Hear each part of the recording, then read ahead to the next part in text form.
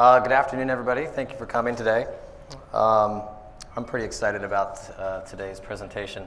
And my practice is in Phoenix as well, just as Floor Associates is. In fact, my practice is actually only less than half a mile from their office. So we know each other quite well. I first met Chris about, well, I was a student at ASU at Arizona State University, probably 17, 18 years ago. So we go way back. And the funny thing is that we actually all have ties to the university, Arizona State University. And being that we got some folks representing us today too, being that we're desert dwellers tend to create really strong bonds. We stick together. We have a common struggle to provide shade in the desert together. And so it's a very great honor for me today to introduce these three talented individuals. Chris Floor. So, welcome everybody. Thank you for coming. It's a Sunday afternoon, and we're day 3 into all of our education sessions, and I think we're probably a little all going, when does this end? So thank you for being here. So I wanted to ask, how many people, raise your hand, how many people are from Phoenix or Arizona that live there right now? Okay, so we have a good percentage. Okay, so we're going to do a little fun exercise, and those of you that raised your hand, I'm sorry to say you won't be able to participate. So It was a trick question. So Ashley's going to go through a few questions about where we come from. We have that clicker. There we go. All right. We wanted to have you guys engage a little bit, break up this 90 minutes. So we're going to do a little quiz, and we're integrating Paulo Soleri into this, who's an influential architect in Arizona. He was an architect, theorist, urban designer, and one of his last projects was the Scottsdale waterfront bridge, which kind of ties into projects we talk about later. And his bells has, for me, and I think a lot of people in Arizona, become a gift that we give at special events. I got one for my wedding. I know a lot of people have gotten it for their weddings, and this is a special event, so we have 3 bells for people that accurately answer the question and raise their hand and participate in this. So the Phoenix all-time record temperature, does anybody have an idea what that might be? Raise your hand, don't be scared. Yes? Summer 1992, 130 degrees, I was there. Oh. I missed that summer, 'cause that is not correct. No, this isn't Arizona. This is just Phoenix. Just Phoenix. Well, no, it was Phoenix, Arizona. It was in Phoenix. I had a summer internship at Design Workshop. The internet is wrong. They must not have turned on the air conditioner in your office. We're going to entertain at least one more guess. Anybody? So close. What's the woman behind you said? Did you say something? 123. But 123 is the closest. It was actually 122 in 1990, but I'm not. That was internet research and supported, so hopefully that's about right. So come up at the end. We'll give you a bell. Look You're it up stuck here. Look it up on your phone, and let's validate what we found. The winners are stuck here all 90 minutes too. Yes, yeah. This was something goofy we had found in the office. People who visit Arizona and people who live in Arizona. A little humor, desert heat humor for you guys. We don't think it's as hot as everybody else says it is. Yes, it's a dry heat. Arizona state flower, anybody know? No. No, not the poppy. Are you going to make us open this up to Arizona? Yeah, we might have to open this up We to may Arizonans. have to. No. You know. All right, what about you guys? Oh, no. I am very disappointed in this couple. Let's give them the answer. All right. Oh, it's the saguaro cactus. Dean Chambers knew back there. I'm sure a couple of people know. All right, Phoenix is located in what desert? You, right there. Yeah. Correct. Yes. Yes, Yay. you're All right. right, So all right. come see us at the end for a Soleri bell.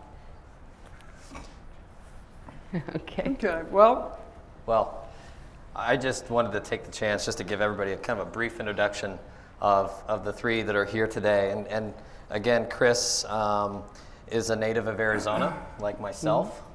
Her work has always been deeply connected to place, rooted in our unique ecology, our unique palette. And she also proclaims to be a proud deadhead. And in fact, attended their reunion concert in which city in California was that? In Santa Clara. Santa Clara, okay.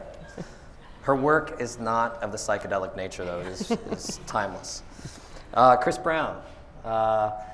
We like to think of him as an Arizonan, even though he grew up in some other parts of the country, but moved to Arizona in what year? 1980. Okay. So I've been there a while. That's a while.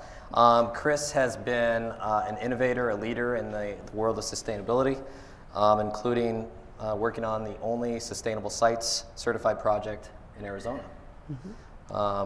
Interesting fact about Chris is that he still drives the first car he ever purchased, 1970 Cutlass. 1970 Cutlass convertible. He purchased it in Chicago. That's true. And then Ashley Brendan Nye, also a native of Arizona. See, we have some strong Arizona ties up here. Ashley joined Floor Associates in 2010, right? And that was following or during your achieving your master's degree in landscape architecture. Yeah, during grad school. Okay. I worked 30 hours a week for them. Worth it, every hour. But prior to achieving your master's degree, you had a bachelor's in anthropology. Yes. And when was that? And I graduated right during the recession in '08, and I studied ecology and anthropology. We're not really hiring anybody, especially with that degree. Yes, but I think that brings an interesting background and a good mix. It does. She was also an Olmsted scholar, but perhaps even more impressively, at the age of 12, was in a Chuck Norris movie. Yes. Is that because you have like a wicked roundhouse? Yeah, I was in karate, and I stopped at brown belt around the time kids were making fun of you for being in karate. But it's about the most interesting thing about me was the Chuck Norris. Awesome. Should we slide through here? Yeah. Okay. Well, Okay. so collectively, Floor & Associates work seamlessly integrates contemporary design with the beautifully unique ecology of the desert Southwest, what makes it so special. They are a highly collaborative studio, and they have a vast array, as you will see today, of different project types. And they seem to have mastered moving from one type to another quite well. They have been integral to elevating landscape architecture and the quality of it in Arizona as a whole. And while they are my competitors, they also are fellow urban dwellers. We tend to run into each other. If we go 2 or 3 weeks without seeing each other at the local coffee shop, local sandwich shop, it's kind of I'm wondering where they are. So they are also dear friends of mine as well, and I'm proud to participate today. With that, I'm going to hand it off to Chris. Okay, sounds good. So just a quick brief history about Floor Associates and our careers. I am, as Todd mentioned, I'm actually a second generation Phoenician. As you can see, I'm the middle line on that. I pretty much stay true. I get on a path and I just kind of stay going forward. So I grew up in Phoenix. For most of my life, in fact, all of my life, I've lived within a 4-mile radius of where our office is. Except for 1 year, I lived in Germany when I was 2 years old, 1961. My dad was a pilot that was part of the Berlin airlift during that time frame. So we lived in Germany for a year. I remember just a little bit of that. But for the rest of the time, I've been pretty much downtown Phoenix is pretty much my home. I went to ASU, and then as I started out, actually, I started out in architecture. And for those of you that are from Phoenix, one of my inspirations growing up was Al Beadle. My uncle was a developer, and Al Beadle, who is a very well-known architect in Phoenix, Arizona. My uncle was a developer, and Al was the architect for most of the buildings that he developed in central Phoenix. And my dad was partners with my uncle, so I grew up with Al Beadle and really kind of got inspired by his architecture. So I decided I would go into architecture, but at ASU, I'm not sure if it's still this way, you apply to the program, and I did not get in. So I had a year that I had to kind of figure out what to do, and it was in the late 70s, and there was not very many jobs at that point. I took a job at Harper's Nursery, and the first week I was there, the person that was my immediate supervisor, they let him go because he was embezzling money from the company. So John Harper came to me and said, "You're going to be doing the landscape design." And I said, "I have no idea what you're talking about." So I didn't really know that landscape architecture was actually a profession. So he took me outside and said, "Plants that are underneath the shade canopy, those grow on the north and east. The ones that are out in the full sun, those grow in the west and south." And that's how I started my career, basically, in landscape architecture. Because in those days, there were not very many firms in the Phoenix area. There was really only maybe 2 firms that were in practice. So most of the designs went through a nursery, and there were 4 nurseries that did most of the work in the late 70s, early 80s. After I graduated, so I went into ASU next year, landscape architecture. And after I graduated, I went to work for a firm called Knoyer Hedrick, which is now the Davis firm, Davis Experience. And I was able to work on a lot of large-scale mixed-use projects, a lot of them with parking structures below. Probably worked on 30 overstructure projects during my time frame at Knoyer Hedrick.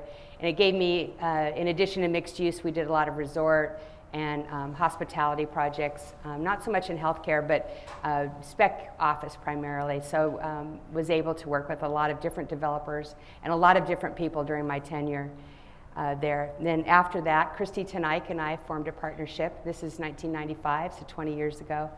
And we were partners for a couple years. And then in 1997, I started Floor Associates. We call it version 1.0. So I was in practice under that Floor Associates for about 10 years.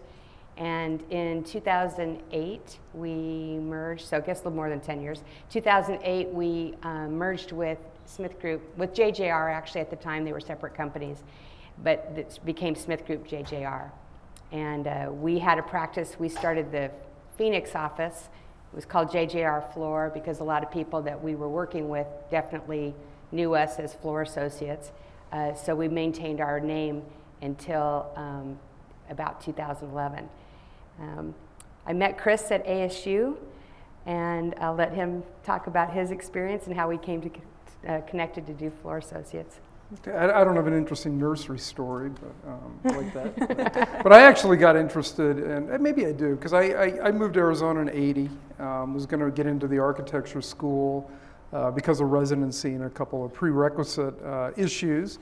Actually, went a semester, took about a year and a half off, during which time I got a job at the Phoenix Zoo in their landscape department. So I wasn't really doing too much heavy landscape. I was digging a lot of post holes back in those days, but it did introduce me to landscape, and I got very interested in zoological and habitat exhibition design. Did that for my main senior project when I was at ASU, and I'll show some projects later that we got involved with as a firm. Chris and I met in school, and we worked in totally different firms all through the 80s. I had a couple of partners, sold my partnership in the early 90s, went back to grad school, got a master's at MIT, and came out of that more with a real estate development bent, and thought I was going to pursue that for the rest of my career. Got an offer to move down to the Bahamas and work on with Sun International down there. So Christina and I were married during this whole period. We still are. But Christina actually stayed in Phoenix during that period. She was just kicking off Floor Associates, and we did a lot of traveling back and forth. But 1999, our daughter, Caitlin, was born, who's with us today. But that's when I came back to Phoenix, joined Floor Associates, initially really to give Christina a little time off during maternity leave type of thing. Got involved with some very interesting projects and really never left. So I've been with the firm since '99, so that's a little bit of my my little background, so I'll let you talk about the bottom line there with your U-turn. Yes. Well, I was born about the time that they were in school, so my history is a little shorter. And I went to University of Arizona and studied ecology and anthropology, and was kind of that lost soul, not knowing what I wanted to do when I grew up. And then finally decided I wanted to be a landscape architect, and went to Arizona State University for my master's program.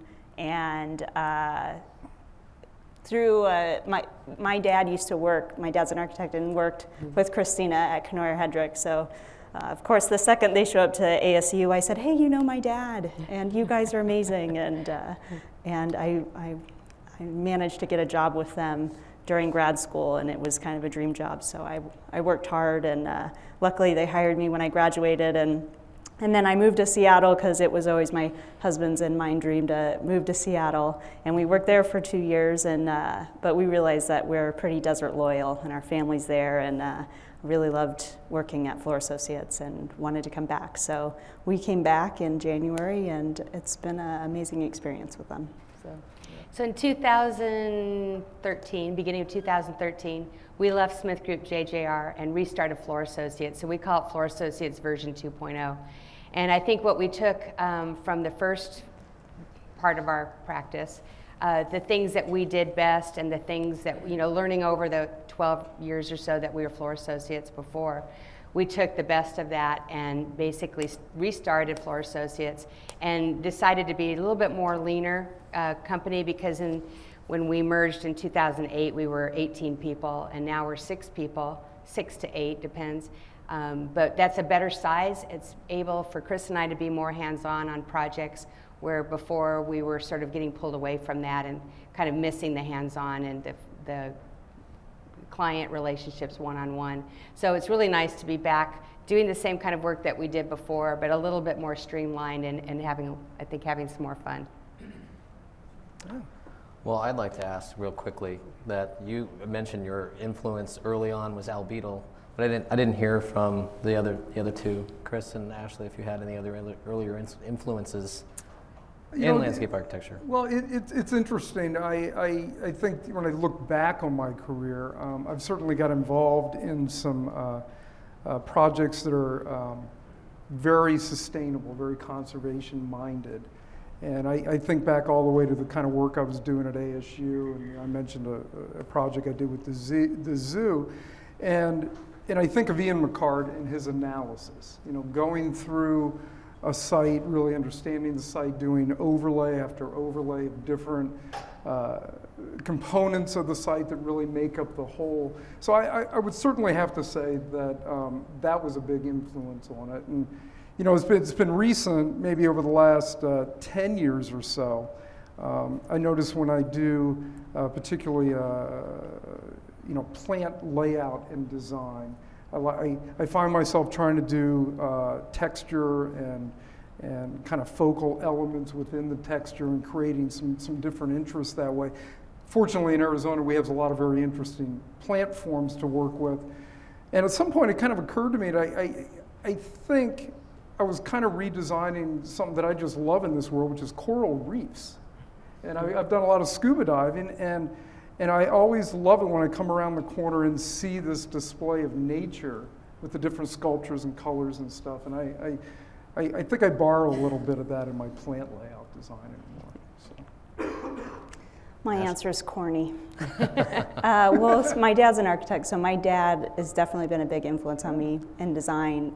For me, design's a feeling, and I think growing up with having a designer parent or a major influence like that, you help foster that feeling, things feel right. And then, of course, Chris and Chris have been mentors, and I worked at, yes. Good answer. And then I worked for Methuen in Seattle, and one of the big reasons was Deb Gunther. And I kind of made a rule early on, work for people you want to be. I look at Chris and Chris, and I look at Deb, and those are people, when I get to that point in my career, that I want to be. And that's the jobs I go after. That wasn't corny. Okay, good.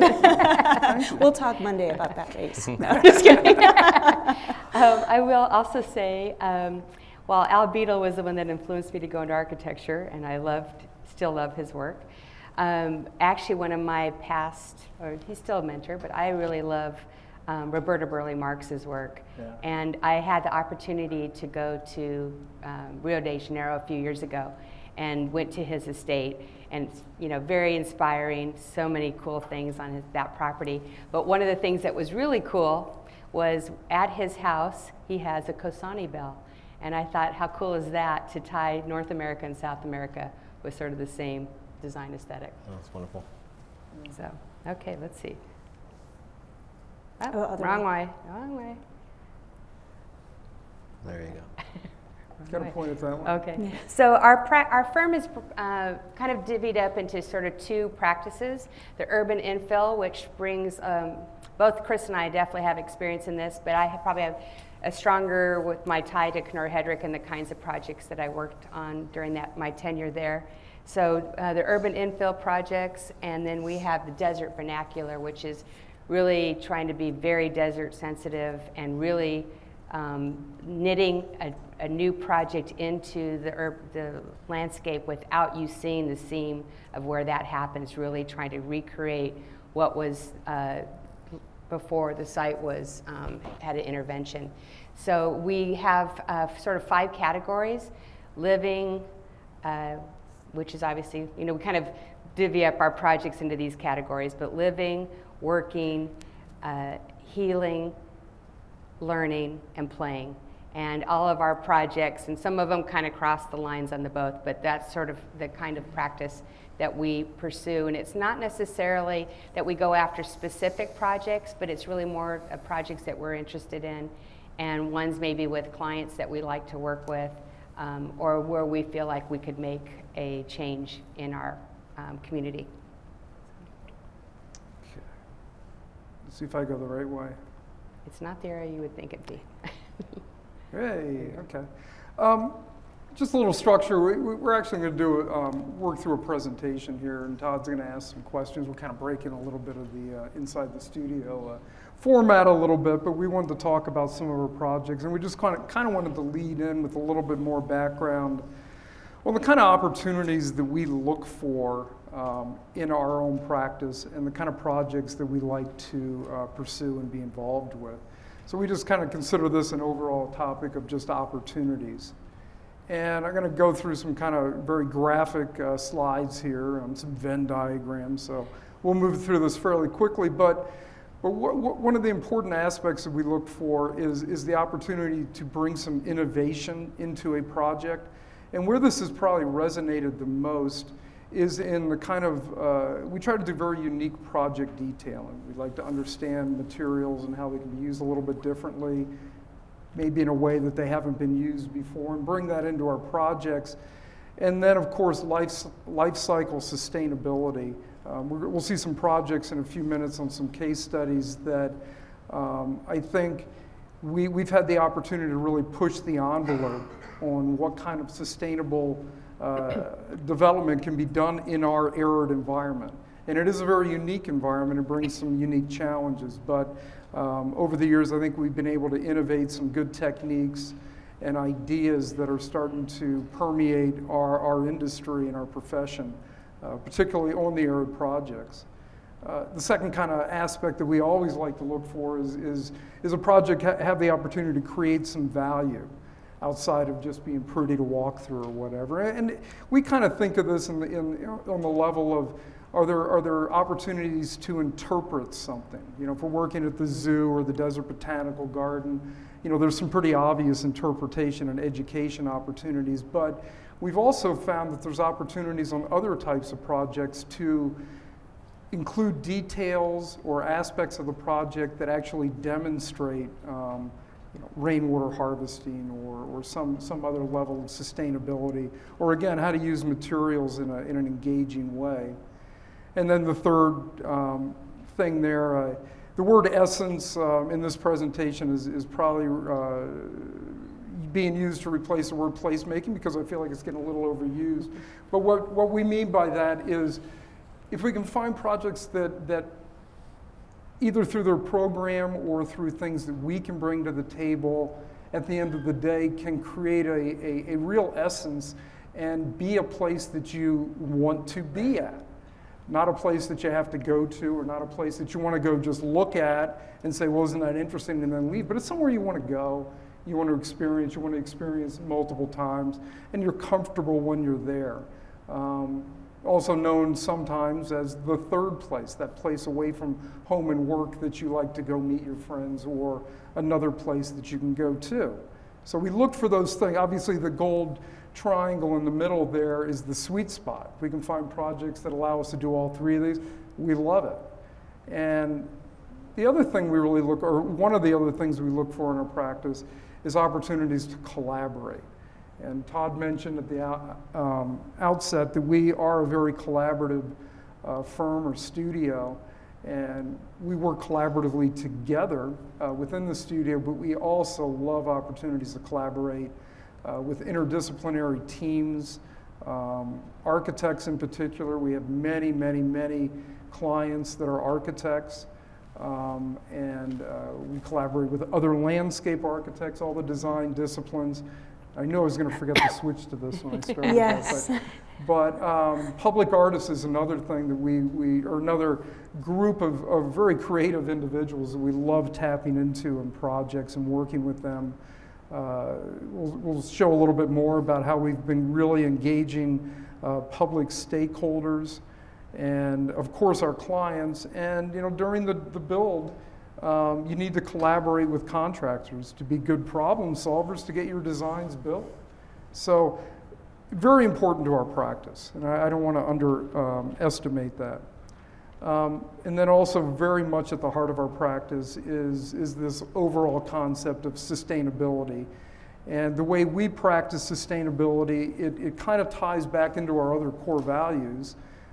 Sustainable projects are a great opportunity to bring value, to demonstrate how to do things, bring education, and to how to innovate a lot of different things. And so it ties in with that. And of course, sustainability is much more than water or energy modeling when I think practiced correctly. It also has the social and cultural aspects and the economic aspects. Life cycle sustainability, not just to how much you can measure something, but how much you have to maintain it, what it costs over the entire life of a project. So our real sweet spot is if we find projects where we can combine those two Venn in that kind of a column, you bring in those first three things and then the sustainability aspect. These are the kind of projects we really seek out in both the public and the private sector. And we've been fortunate over the years to find some that are definitely right in that kind of golden column there. So I think we feel very fortunate as practitioners because of that. So in a nutshell, that's kind of how we practice in our design philosophy, if you will. And the next series of slides, and I'll start off with the first group here, are really case studies of projects that we've completed or are currently involved with that we hope demonstrate that kind of golden column as well as possible. So I'm gonna start off kind of with the first category of that, which is kind of that sustainability and the innovation. All these projects hopefully also have value in essence, but the first category kind of emphasizes or overtly shows the sustainability aspect of that. The first category I want to talk about, and we've been incredibly fortunate to be involved with this project over the last, 10, 12, maybe even 15 years.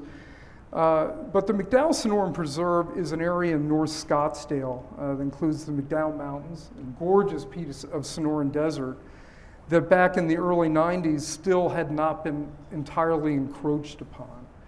But we could see it coming, and the city could see it coming, and the citizens up there saw it coming.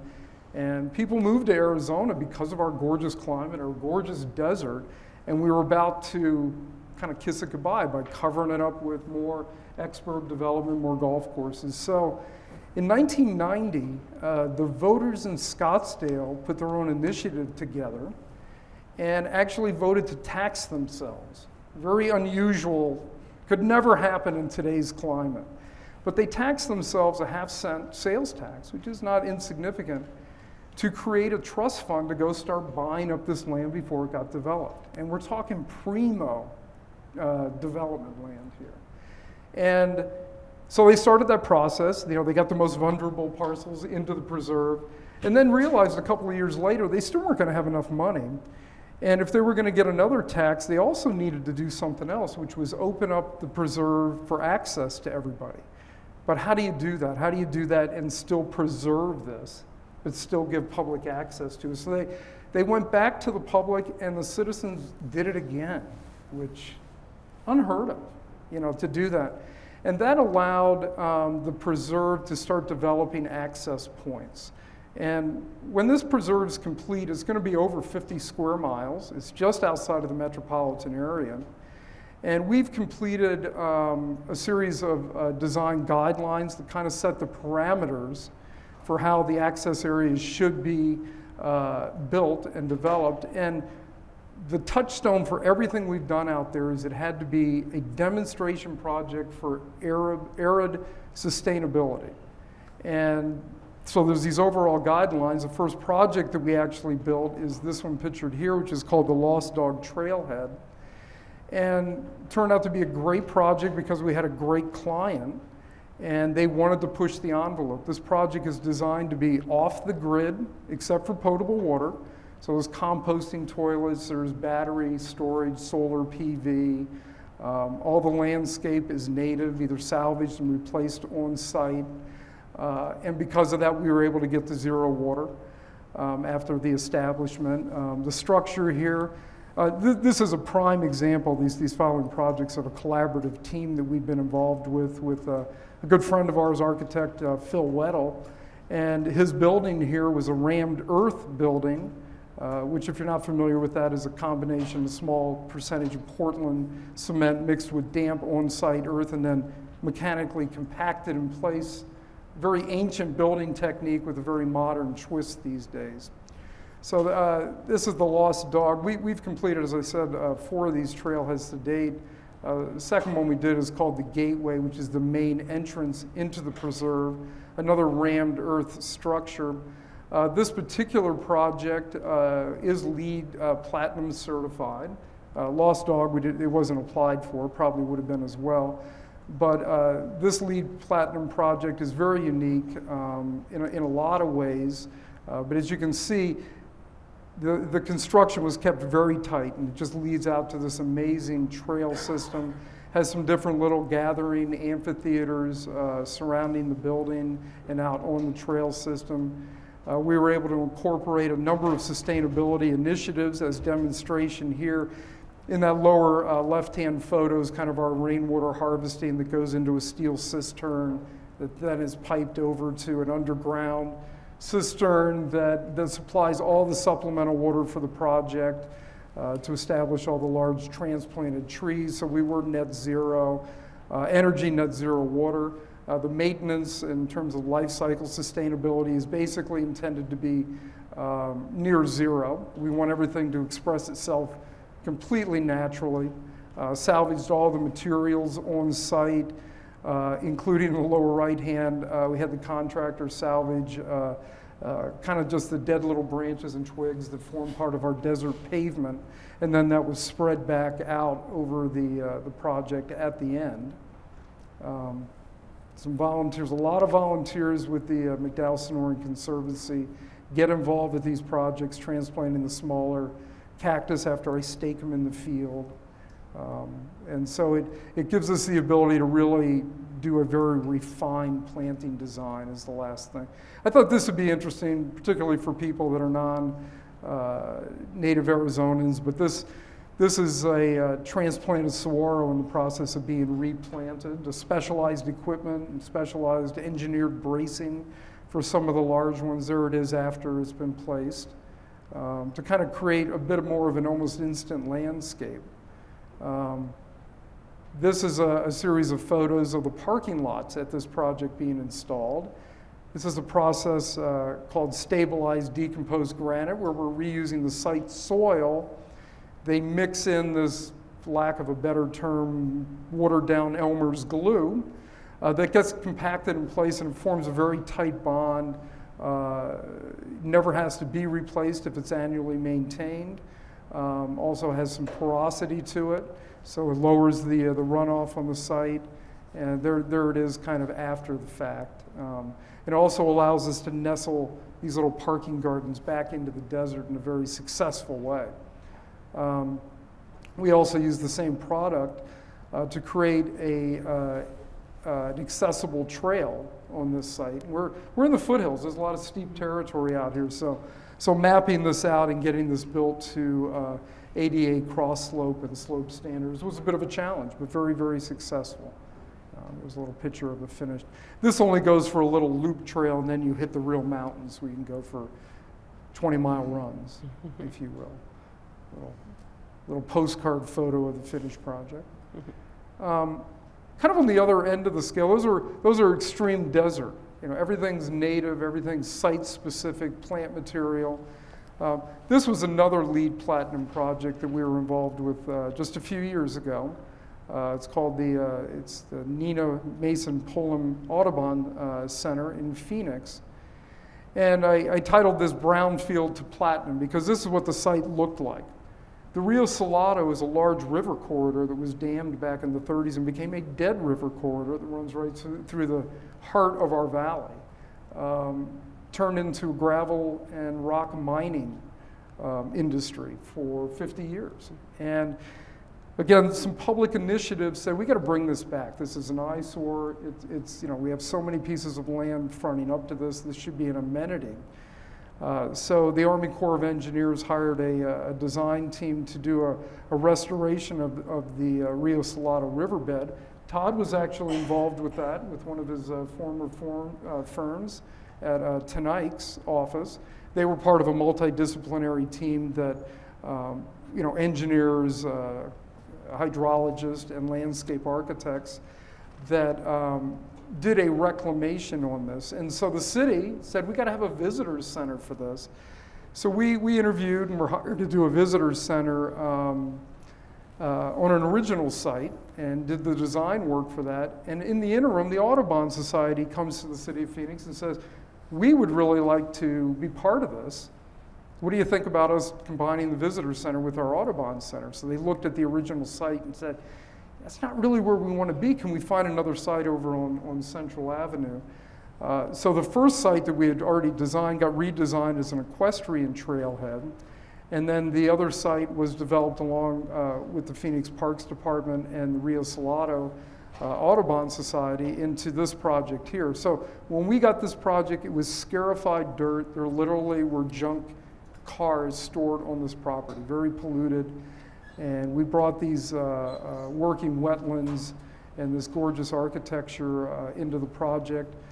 Another project that we did with our friends at Weddell Gilmore Architecture, and very successful. I won't get the counts right, but the Audubon Society did a survey, found like 4 bird species before the project and well over 400 afterwards. So, and all those layers of restoration, very, very successful.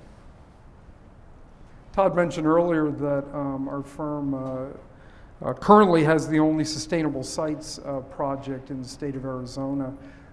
Certain aspects of the pilot program and the sustainable sites makes it a little difficult on arid projects to really qualify for a lot of the points.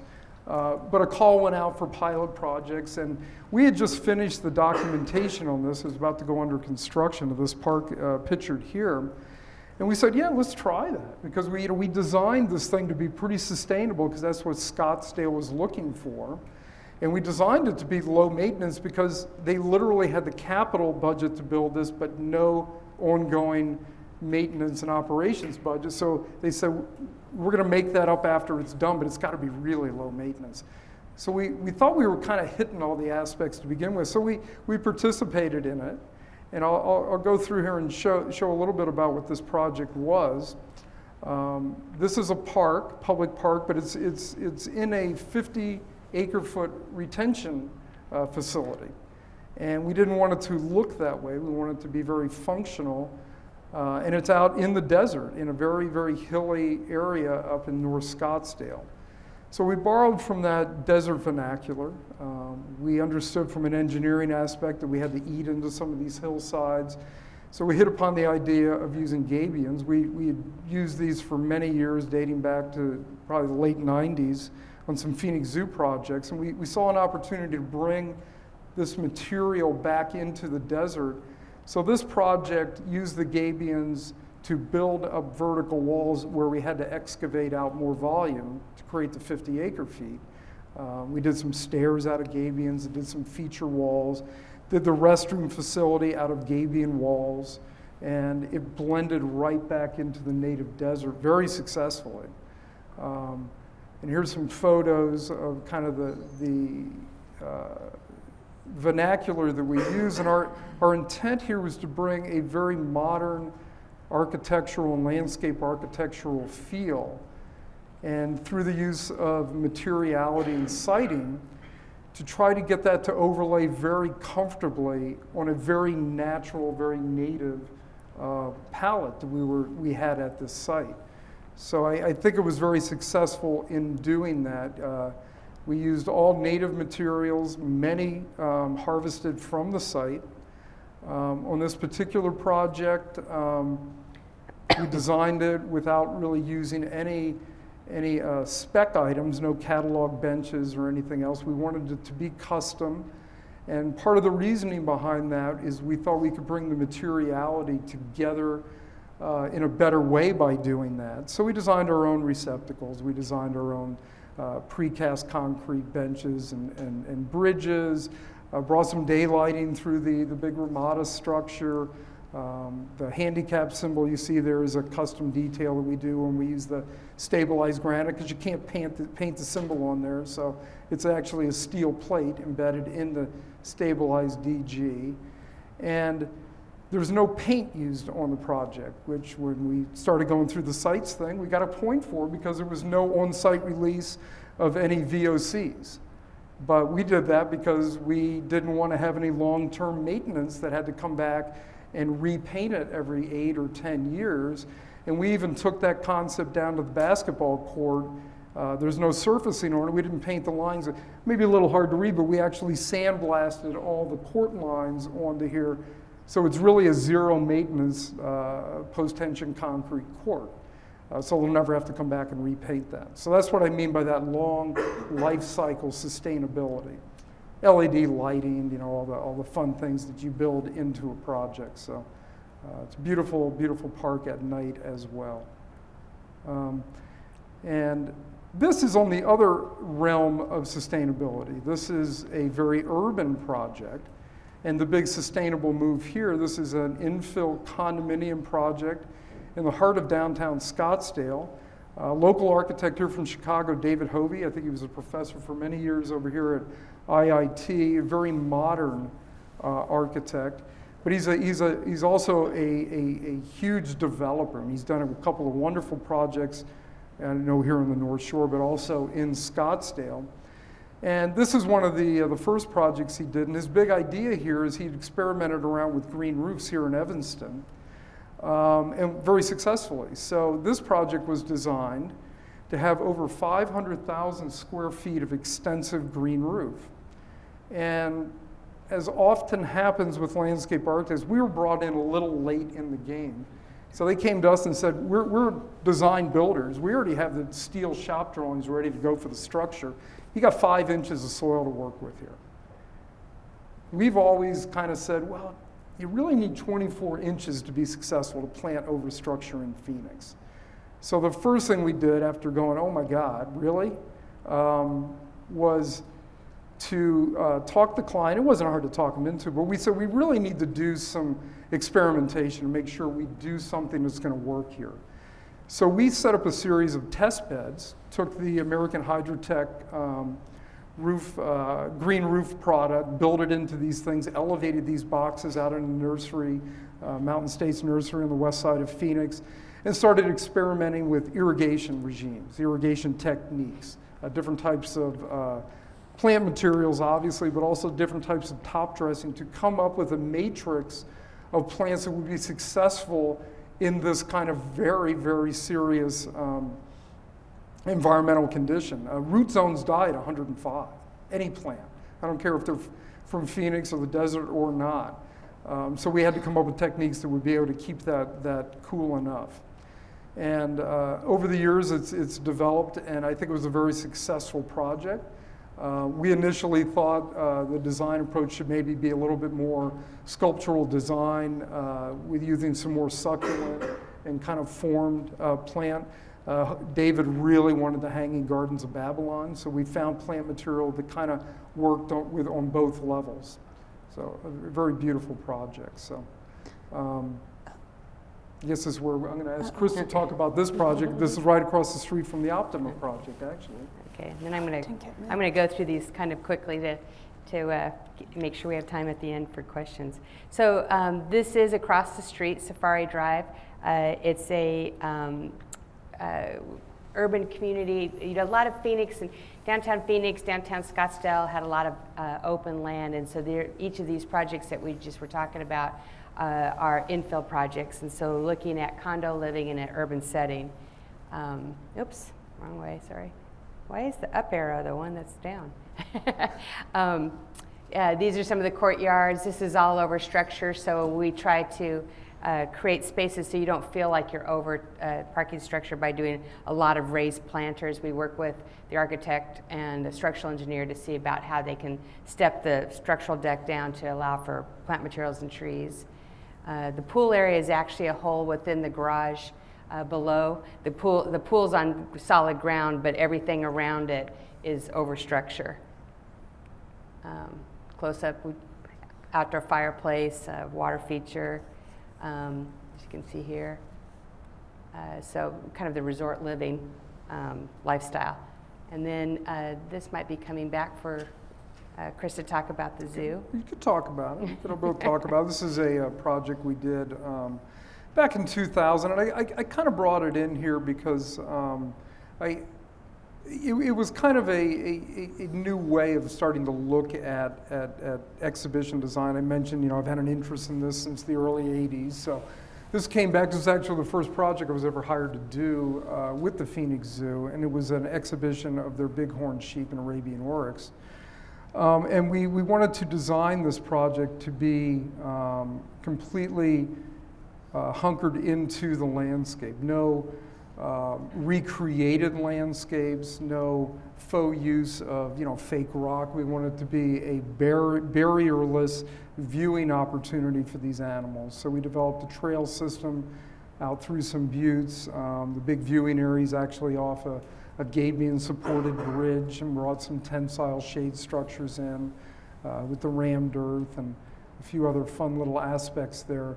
A very successful project, and it led to a series. I think we've completed about 15 or 16 projects with the zoo over the years. And the next project that we did with them was actually another very unique, interesting project. It was the first walkthrough exhibit that the Phoenix Zoo had ever done, where you actually, other than an aviary, but you actually got to go inside of the exhibit with the animals. Now, wallabies are pretty easy to contain, so it was a good test thing, but this was their wallaby exhibit.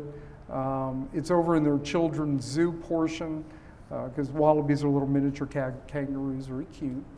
And so we tried to bring in some Australian or Aboriginal type themes here. I call this the boomerang bench here with this Aboriginal stone pattern. And I'll just mention this real quick. The contractor couldn't find anybody to do that, so literally 3 days before the opening, he came to me and goes, "Chris, I don't know what we're going to do." So a couple of us from the office went out there and spent a few days with some concrete and stone and started doing this. The night before it opened, everybody from the office was out there finishing this project. Including Caitlin. I see my daughter going, "Me too." She was out there. She was about 5 at the time, polishing stones, getting this done. But we love getting down and staying involved in the construction detail, and it's just part of what we do, because we do unique detailing.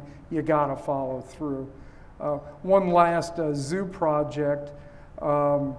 This is Monkey Village, or the primate aviary, as our documents say.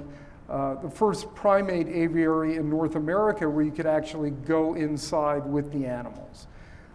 Much more challenging animal to contain. And the goal of this project was to do it without a lid. There is no fencing over top here.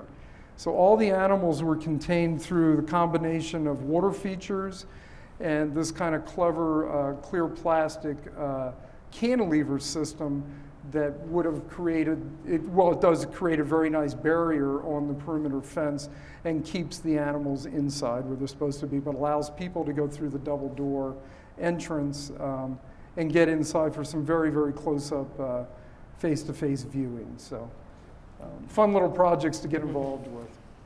This is a project we did for the city of Glendale. It's actually a garden for people that are visually impaired. And one of the things for people that are visually impaired, about 80% of them still actually, you still have, what you would consider legally blind, you still actually have some sight. It's if you squinted your eyes, you could still see color, white against black, or you could see strong shapes, a very strong wall form next to a void. You still see some of that, although it's fuzzy. The other important thing about people that are visually impaired, often most people, when you enter a space, you tend to go to the right. So it's best if you can set something up where they can loop around and come back to the same entry point. So you can kind of see that in this garden here. We had a series of smaller gardens within the sensory garden at each of the cardinal points. Each of them have a different character, and each of them had a different plant palette that talked about things that happened spring, summer, winter, and fall. And then at the trail itself was actually stabilized granite, and then at each of those nodes, the pavement changes because people that are having some sight, have issues with sight, they shuffle their feet a little bit. That's why we do one of the reasons why we do the tactile strip is so that people can see that something's changing. So we played with a lot of different concrete finishes and colors of concrete, colors of big masses of plant material, big masses of colorful materials in strong concrete form. So projects like this is sort of like our outdoor laboratory. We like to see what we can do with concrete in particular, and then take those back to our corporate clients that say, we don't know how to build this bench. So we show them that it's possible, and all of these projects are usually low bid, so it's always a good thing to know exactly how to detail those things so that it can happen the way you envision it. The garden is called Elsie McCarthy Garden, and the top image on the left, it was the plaque that we used to honor her. So instead of doing, standard plaque that says, she lived from this time to this time, we did things that were of meaning to her as the water feature at the center of the garden. Another interpretive garden, this is one that we started out as Florentine with Christy. Actually, Christy had the design, this concept plan in place when she and I became partners, but we implemented the garden as Florentine. This is at Good Sam Hospital in downtown Phoenix, and it is also over the pharmacy, so it's over structure.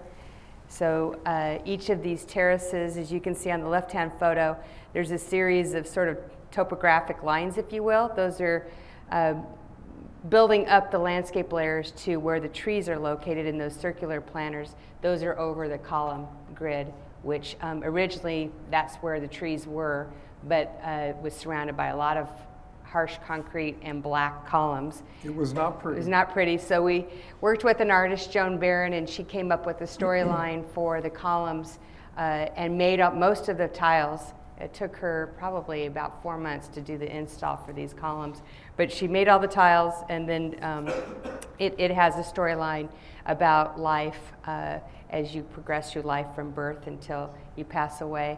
And then the bottom color portion of those columns is where we could do donor recognition and some of the lighting. And then that led it for us, at this point, we were Florida Associates, and the Healing Garden sort of spurred a whole new image for Good Sam, and this is part of that, where they added the old admissions portion of the building, and the drop-off for the project was under a parking garage, and it was very dark and not very welcoming. So they brought admissions out into sort of its own building, so that, and layered landscape.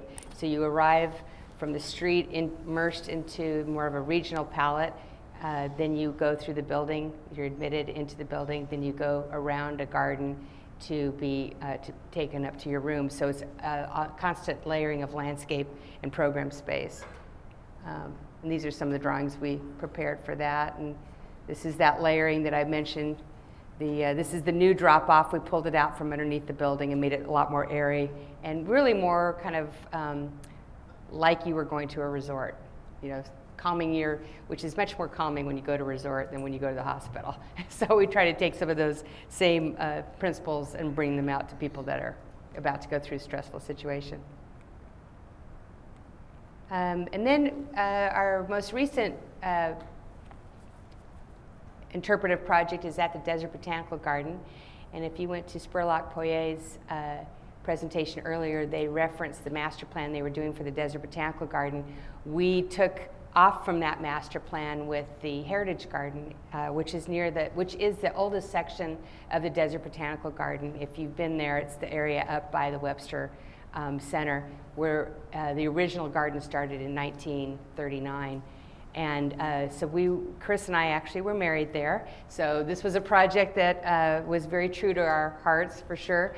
This is a photo as you are entering the oldest part of the garden, where they still have plants that date back to 1939. They've all been cataloged and protected. And so our charge was to how to celebrate this part of the garden. These are cardones, which are native to Baja, Mexico. So we did a garden about the cardones. This is some of our earlier plans.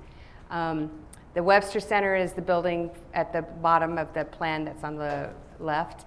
And the core trail originally cycled through this area of the garden, and we came up with a thought that maybe it should go around the garden and that you actually create a trail that is entering the space. So we have an entry gate on the north and one on the east. And then in the lower left of the plan is the garden that talks about the cardone. The center where the water feature is was a contemplation garden that was provided by a private donor.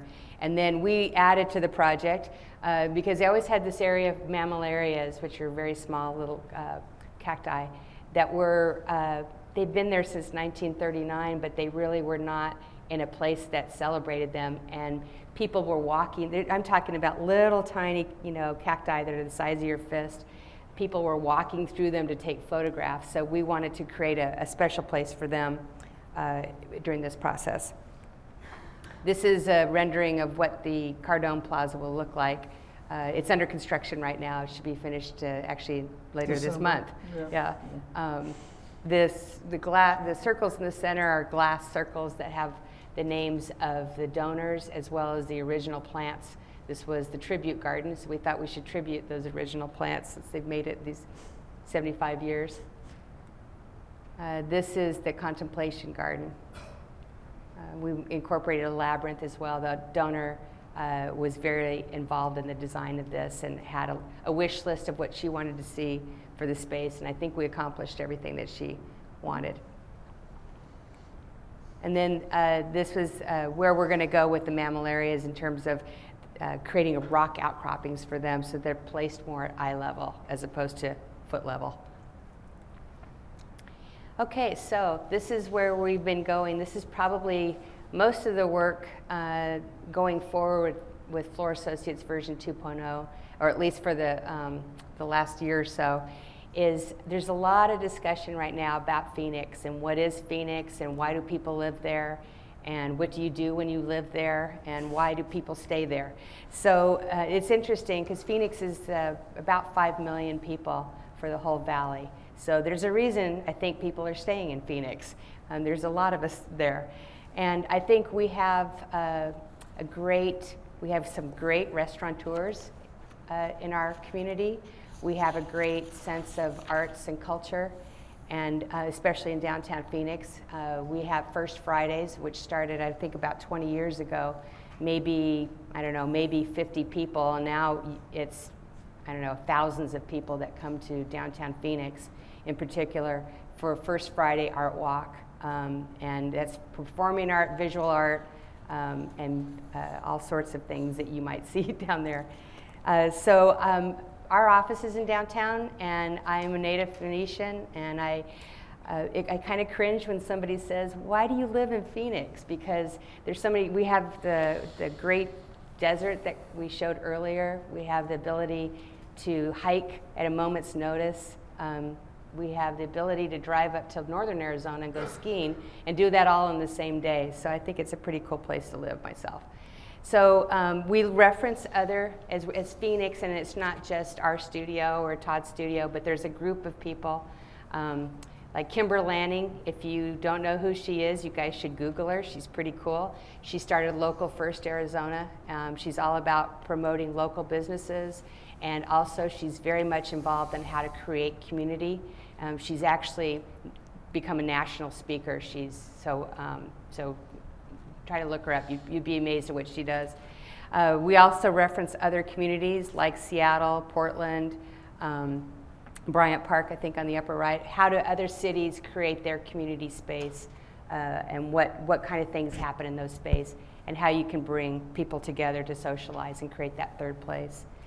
As I mentioned, Phoenix is already doing it. We have a great Phoenix Public Market that's not only a really great restaurant, it also has a great food market. They're very committed to bringing just local vendors to that market in specific. Modified Arts is actually Kimber, besides being starting Local First, she owns an art gallery and she also has a band. So she's I don't know where she gets the time that she has. The upper right-hand photo is a friend of ours who's a public artist, did this great project that was awarded one of the top 10 environmental public art projects in the country.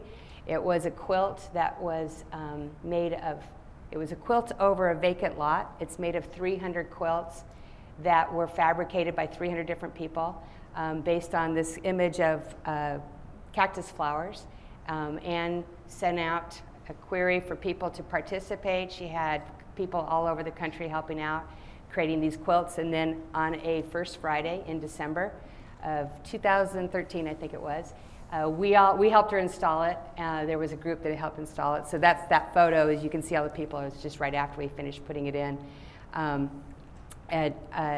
Then it was over, it was on for one night for First Friday, and then the quilts went to homeless people the next day. So it was pretty cool public art piece. And then the bottom right-hand corner is my morning office. This is La Grande Orange, and I go here every day. And I think this is, and I have my breakfast, and it's the same breakfast. Remember I said I'm a straight line person. I don't change very much. I go here and I see a lot of people in the community, and this is one of the restaurateurs that I mentioned earlier that has really changed the face of the food culture in our Phoenix environment. And people, developers want the people that put together La Grande Orange, the people, there's 2 or 3 restaurant companies in Phoenix that have a number of different restaurants, but they're like, we want to activate a space, we need to get somebody to do a La Grande Orange. We want to activate a space, we need a Windsor or a Postino's. So food has really been one of the things that sort of activated our community. So going forward, we as Phoenix in particular are looking on how to make our community more walkable.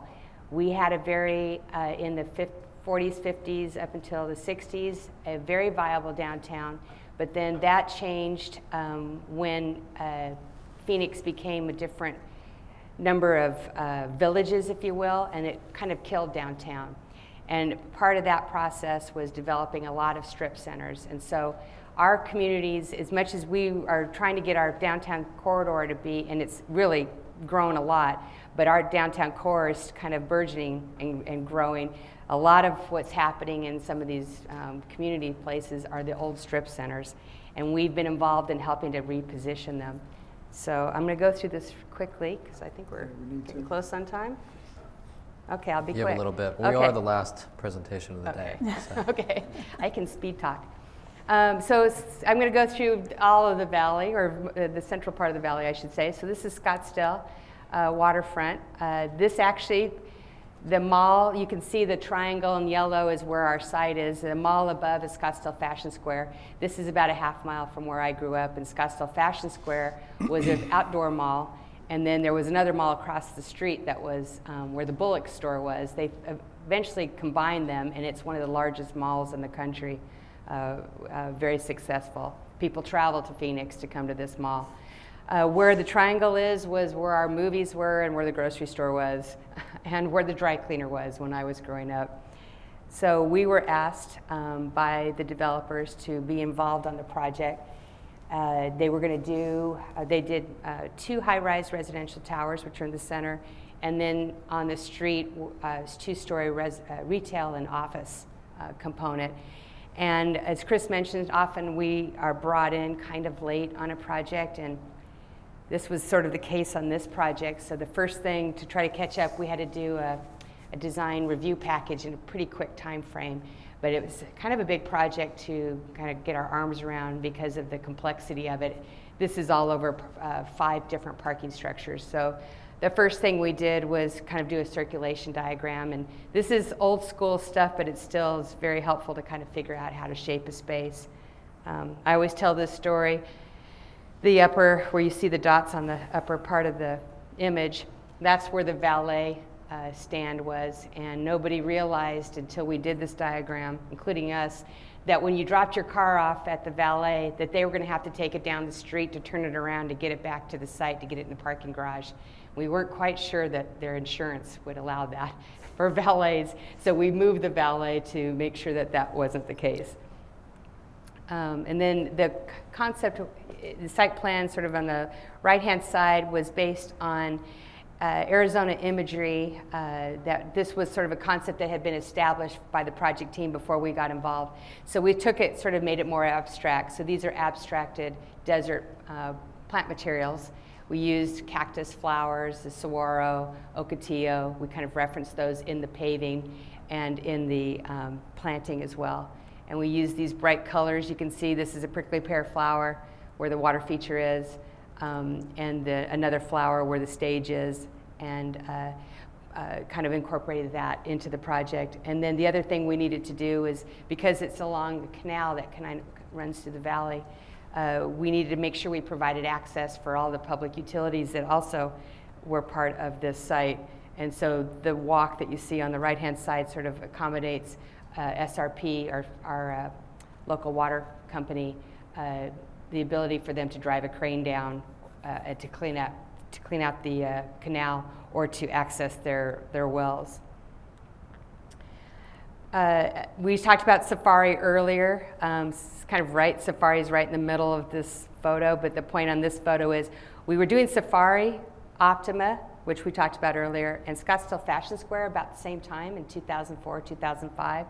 And that led to an opportunity to revisit the canal bank from an active area around Scottsdale waterfront to a more passive area about where safari is. And but at safari we incorporated a sculpture art walk, and then taking the landscape character and the trail systems up to the street that's to the north of that. So it was about a half-mile of canal frontage that developed over the course of these several projects that we became involved with. From this effort, so this is sort of north downtown Scottsdale. I don't know if we, so this is sort of north downtown Scottsdale, and right now we're just beginning work on downtown Scottsdale. North downtown, the area I just talked about has become very successful, but it's kind of taken some people away from downtown Scottsdale. So we're working on a new master plan for Civic Center Mall, where our city hall is, and where it was really the heart of the city. These images are how they activate the canal for events, because canals are something that kind of links our whole community together. And this is called Canal Convergence, where they do art installations over 2 or 3 times during the year. I would just add that the canals are an amazing potential amenity for our entire valley. They run through it. They've always traditionally been a dirt maintenance road with fences. And working with Scottsdale and the BLM and SRP and about 10 other municipal and quasi-governmental things, this was the first piece to really get activated. And it kind of broke the barrier. Yep. And now more areas are starting to open up. It's going to be cool. Yes. So this is actually the Civic Center that we're just about to start developing concepts on when we return back to Phoenix. But this is a great space when you walk through it, but it has lost its activation for a number of reasons. The first one is you can't see the park when you're driving around. You can't find it. So we're just about to revisit this, and we're really thinking big on the ideas for this. We're working with an architecture firm, Holly Street Studio, and some of the things on the table, if I can reveal, we just had public input meetings a week ago, is maybe taking out that parking structure that sort of has that S form on it, maybe taking out the City Hall building, or the one Civic Center, the government buildings, not the City Hall. City Hall is a historic building, but maybe taking out the city services building, if you will, and maybe actually taking out the hotel. Sorry, Todd. Yeah. And maybe, maybe looking into public-private partnerships on how we can revisit this piece of downtown Scottsdale and energize it to bring it back to the luster it had in the 70s. College Avenue, I have a couple of my friends from ASU in the audience. This is one of the first projects that we started as floor associates. I think actually it is the first project, working with Norm, and I'm not sure if Byron's here, but from ASU. And this was a team collaboration with ASU, Smith Group, JJR, and our firm, as well as Wood Patel, on how we could revisit College Avenue, which is the main street for ASU in Tempe. This is a before photo. As you can see, there's a project on the upper right that's under construction, but there's a lot of vacant land that was about to be developed, and the opportunity to create a public plaza, event plaza for ASU during events particularly, that could be revisiting the street as opposed to being sort of a standard street, provided kind of open as an opportunity to our team. So, and maybe looking at how it could be more of a pedestrian space as opposed to a vehicular space.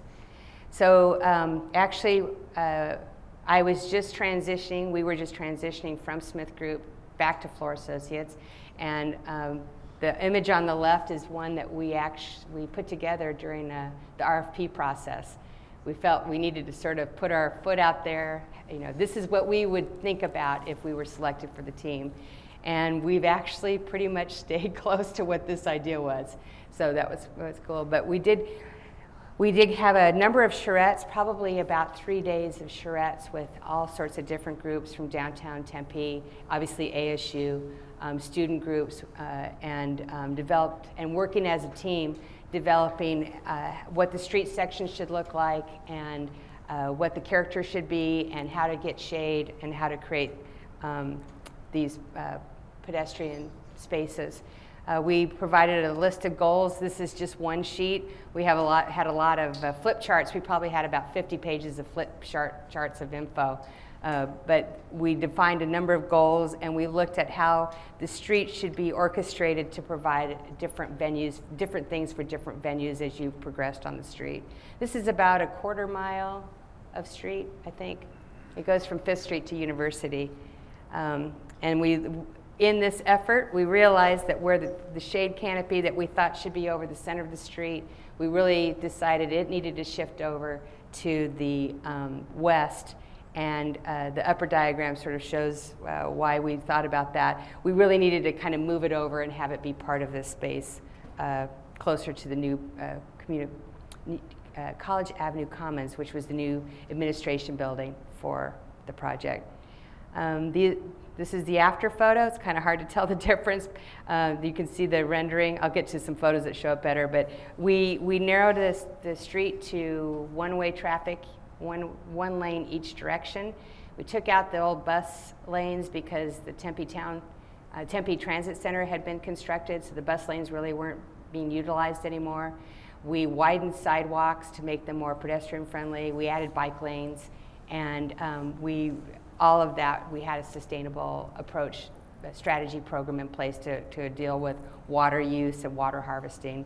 The building on the image on the left, you kind of see a rectangle. There was an old building that got repurposed, adaptive reuse, into 2 new restaurants, and that was also part of our vision for the project. And then these are the after photos. So the building is the new College Avenue Commons. We did a shade structure that actually has a glass ceiling, glass roof on it, and it is very cool underneath there.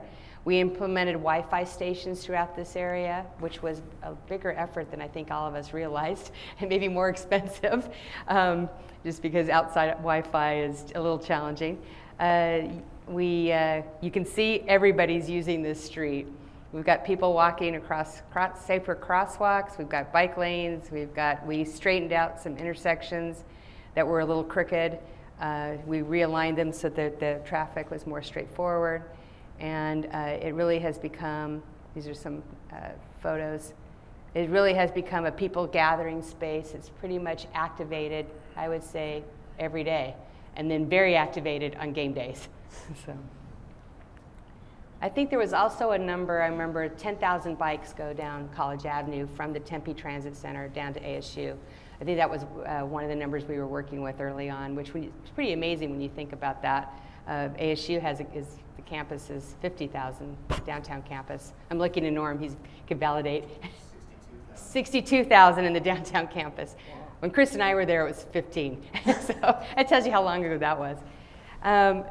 We have 12 minutes. Okay, so I'm actually going to skip forward because I'm going to talk about probably a project, couple projects. We did renovation for PV Mall, 70s shopping center that we repositioned so that they could get it in a positive light for the public, that the neighborhood that lives around, so that in the future they could develop further parcels within that. We improved neighborhood connections and changed the plant palette to something that was more regional, took the retention basins and made them into usable space. That was Caitlin when she was probably about 8, walking down that sidewalk. This is the detention base happening in after a major rainstorm became one of the lakes, became a feature for our project. But most of the time it's where they have food festivals and movie night.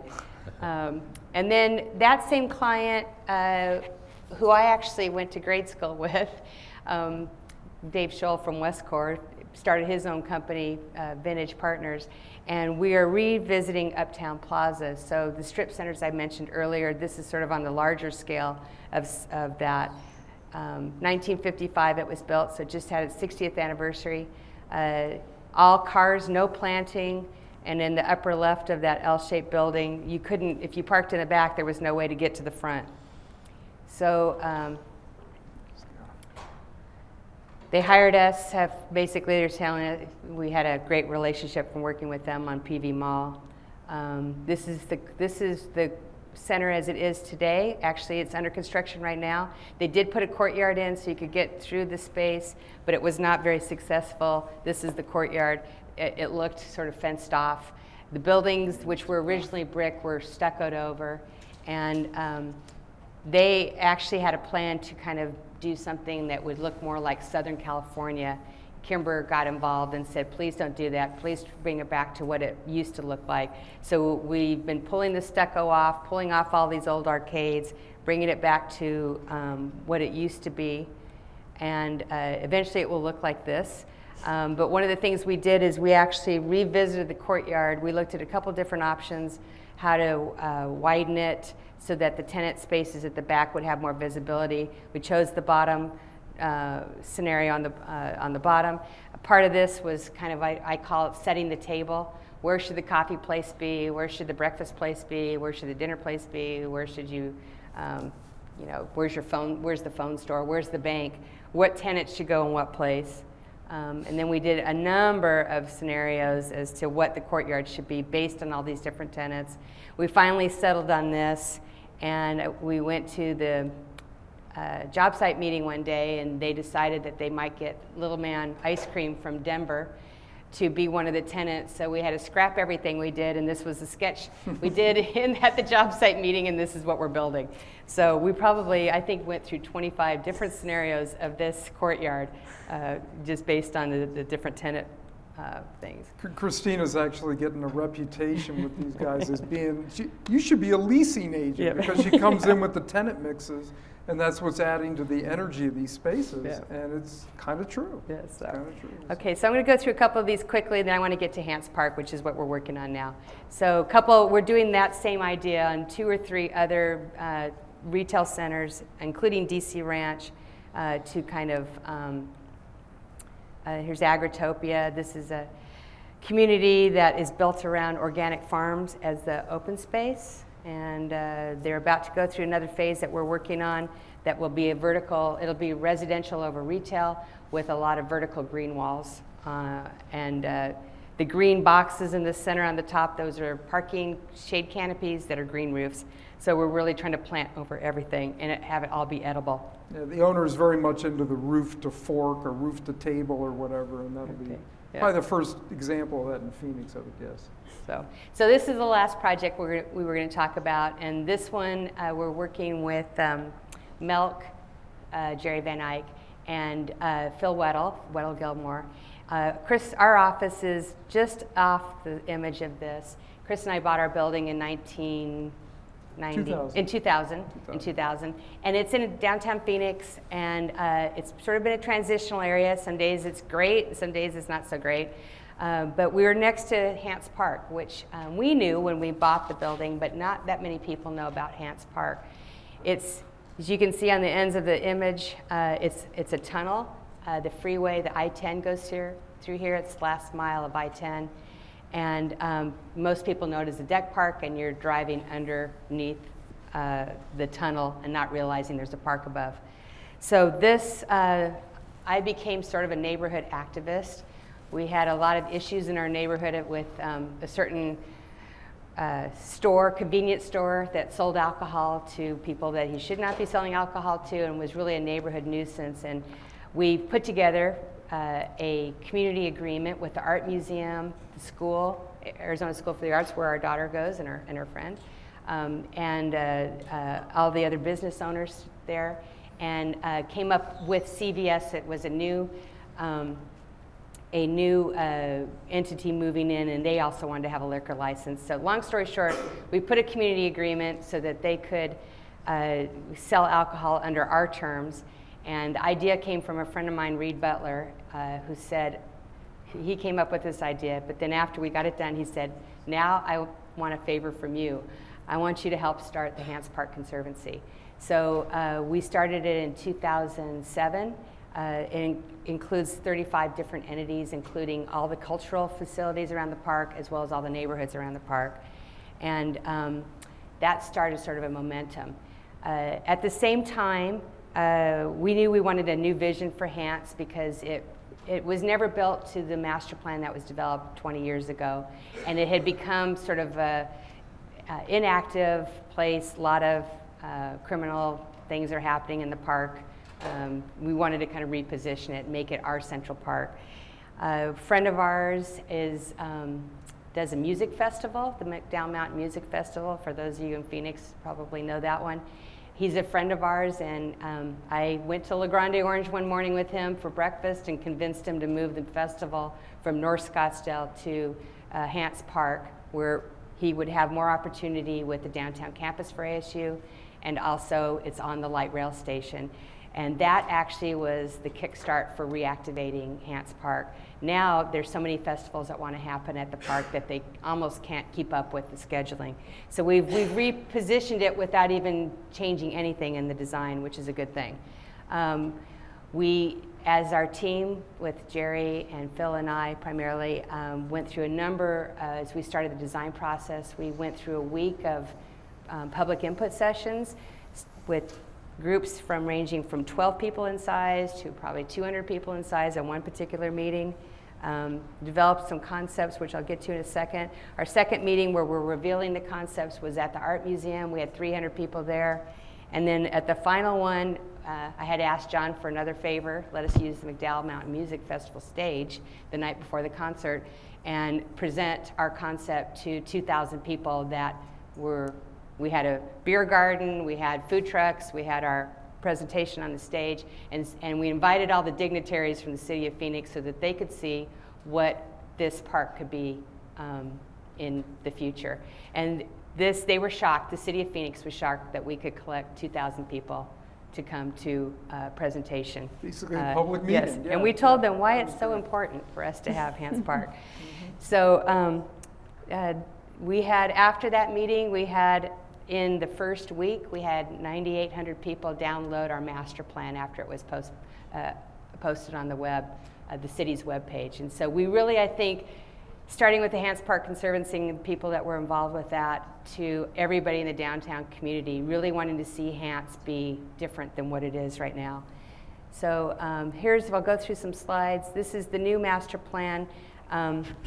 We still maintain where the west side of the Central Avenue is the street in the middle.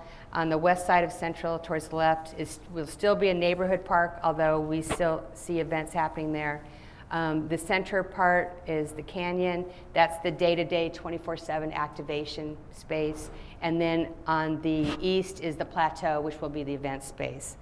And then this is central. So one of the big ideas, you can't see Hants from any of the streets. You don't even really know that you're driving under it. I mean, you drive under it, but you don't know what you're driving under. So the big idea was to develop a large cloud-like form that will be the landmark that you'll be able to see driving down Central Avenue, or when you get off the I-10, you'll be able to see this as sort of the center of the project. The space at the Central Avenue, we will be looking at doing some different aquatic and desert adaptive gardens. We call it the Oasis. This is the day-to-day gathering space. We brought in a zip line. That was one of the comments from our community gathering sessions. Changing the character, where we're creating more seating areas, more shade, more art installations. This is the cloud at night with the Urban Plaza activated during events. We have positioned, there's a fire station at the southeast corner. We've kind of earmarked that to be one of our favorite food and beverage. Skate park on the northwest, the Irish Culture Center's on the southwest, and the library's on the northeast. So we're trying to activate that plaza with something that brings people on a day-to-day basis.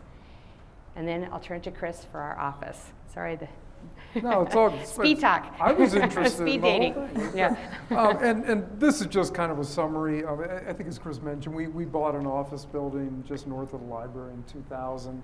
Actually, an old Blueprint building. If anybody in here remembers Blueprints, kind of an archaic thing these days, but this is where they used to go to get them. And we gutted it out, turned it into our own office. We like it. It's a very nice home for our office, and kind of fun place to work. There's what it used to look like, and that's what it looks like now. So, and of course, it's more than just the three of us. This is kind of a little snippet of our office, including Adobe, our human resource manager. Therapy dog or something. That's Ashley's and Scott's dog, but Adobe comes to the office pretty often. So There's nobody better to greet somebody coming up those stairs than there a dog. kind of is. She reduces stress in the office. So we try to have a very collaborative, very iterative work environment. Everybody's should be involved in any level of any project that they want to be involved with, and it helps us really get the kind of projects we want to keep moving forward with. Yes. So. And we do reference Caitlin, but Caitlin does help us a lot in the office. Today she was at the expo since we were here, collecting information. But we also ask her from her perspective. She's 16, almost 17. What do you think about these spaces? Because we're older than she is, so we want to see what everybody's interest is in the space, not just our generation. So I think with that wraps us up. So.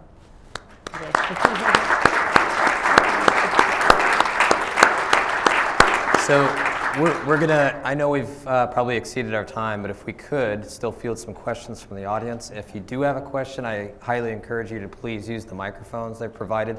This is being recorded today, so we want to document that. So if you have a question, please step to the microphone. I actually had a question or two, if we can. But I was curious, you're doing wonderful work in all parts of Arizona and particularly Valley of Phoenix. Do you aspire at any time in your career to work outside of Arizona, internationally, perhaps? Internationally would be great. Yeah? Have not had the opportunity presented to us yet, but we would not. But it's something that you would... I think our connection with Jerry would be probably the lead-in for that. We've formed a good relationship with him. Great. Yeah, Would you agree? Well, we've been pretty much regional. We hold Yes. licenses in California and do work there in Texas and New Mexico Sure. and what have you. But and I have worked internationally with my opportunities to work in the Bahamas. I think over the last 16 years raising a family, I think the travel part of it is something that said we're pretty busy where we are. So Yeah. but everything is opportunity driven. Yes, we would welcome opportunities to work on these kinds of projects anywhere they're offered, to be Right. honest. Yeah. So getting back to Phoenix, what do you think are the biggest challenges working in Phoenix currently today? And then where do you see landscape architecture in Phoenix perhaps going to? I think one of the challenges that I think we are overcoming, but it's still a challenge. I think there's still a little bit of people being timid about thinking big on how they could change their community. You're kind of used to doing it one way, can kind of keep that mindset, but trying to open the vision on how it could be repositioned. I never know how to dress, to be honest. Business casual. We had a mayor that outlawed the wearing of ties a few years ago because it's just so hard to dress like a businessman sometimes. But I agree with Chris. There is a bit of a perception, and it's something we've almost put on ourselves as citizens that we're not allowed to think big or something, and we're coming out of that right now. There's some big ideas on big projects and revisiting things. The economy, with the strip mall, created some vacancies and created a bunch of lemons. And right now, there's this real surge of creating some good lemonade out of that. And I think it was a real good thing that came out of this last slowdown. We're taking a new look at some old things and giving that opportunity. So we'll see how that pans out. I guess we don't have any questions from anybody. Are we sure? We got one shot. Well, thank you again. Okay, well, before we go, so who got the? Oh, yeah, They'll prizes. find us. You got the Sonoran Desert, and the woman in the back in the white. She got the wrong answer. But we didn't get an answer for the saguaro. So I'm thinking should you should come up, have a bell. Okay. You, didn't get an yes. answer for the And the other saguaro? person that got, well, Caitlin, you can get one when we get home. So, the other person that was sitting over here that had the answer. Whoever you guys were, come down and we have a present. Thank you. Thank you very much.